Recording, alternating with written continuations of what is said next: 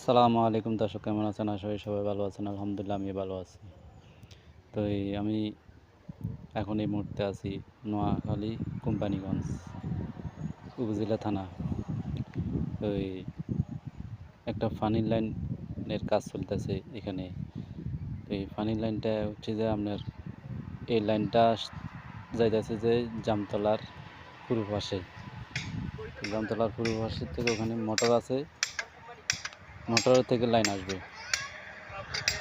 তো মোটর থেকে এখন আপনার টাঙ্কিতে যাবে, আবার টাঙ্কি থেকে আবার পুরা বাটিয়া ইউনিয়নেতে সাপ্লাই হবে। তো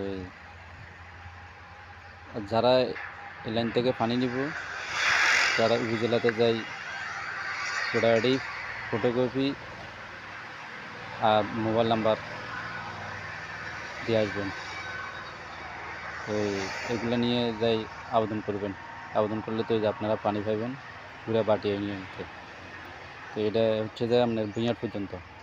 সুস্থ থাকেন, ভালো থাকেন।